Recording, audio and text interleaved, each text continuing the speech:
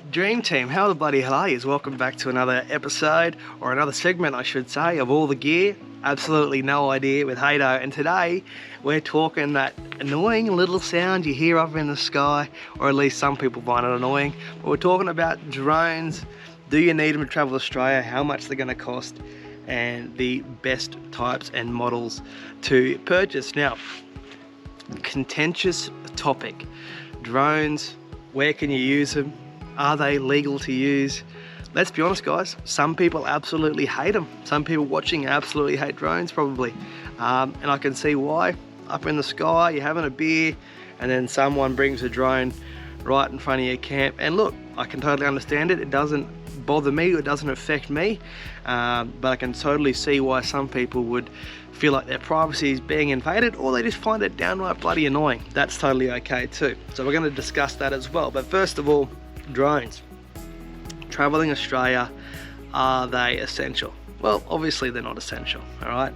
You are going to have just as much fun whether you have a drone or not. But what I do think is that it enables you to capture your experience, the places you've been, just 10,000 times better than what your typical camera or phone can do. Some of the shots you capture from above are just totally phenomenal. You know, you just can't grasp the difference and the angles and the perspective that the drone enables you to capture.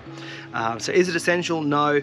But is it going to bring you and allow you to hold you know, a heap more, I guess, perspective and memories and shoots of your trip? Absolutely yes.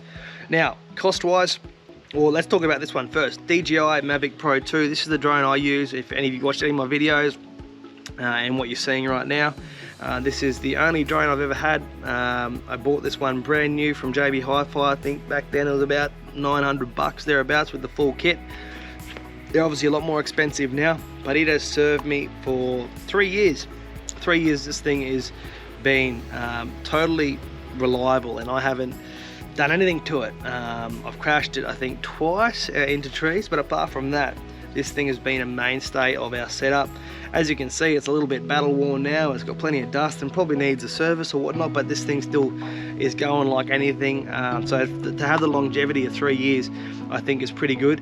And the fact it's a little bit bigger, it's not the old school big ones, but some of the things I hear from the current new drone owners, the little tiny ones are a little bit shaky. This thing, I've put it up in some pretty hectic winds, and this thing just eats it up, no dramas whatsoever. So they do, I couldn't recommend this one enough. I've never used any other drone, but the Mavic Air 2 can't go wrong, or I can't hesitate to recommend this one enough.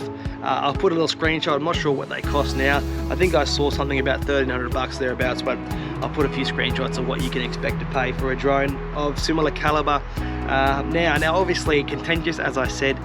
Flying a drone, there's a lot of spots that you just simply can't fly a drone due to rules and regulations and whatnot.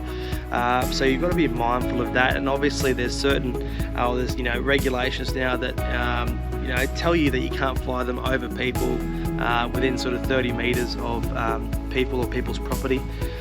So it's important to be respectful of other people as well. I mean, when I'm got the drone out, I'm always conscious, and I guess probably a little bit too conscious, I guess, because most people don't mind, but I am conscious about potentially upsetting someone or ruining someone's holiday or whatever, because they feel like their privacy's been invaded. So keep that in mind as well. If you do plan on getting your drone out, make sure that you're conscious of other people around you and that you're not going to ruin anyone's day or holiday.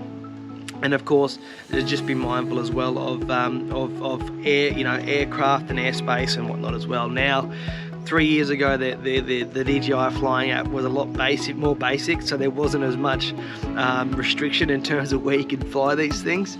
So now, obviously, it's getting harder and harder and harder to find places that are okay to fly it. But that, again, is just part of it. And when you get to that spot, you can get those amazing shots and take them home to enjoy for the rest of your life. So I hope you guys have enjoyed it.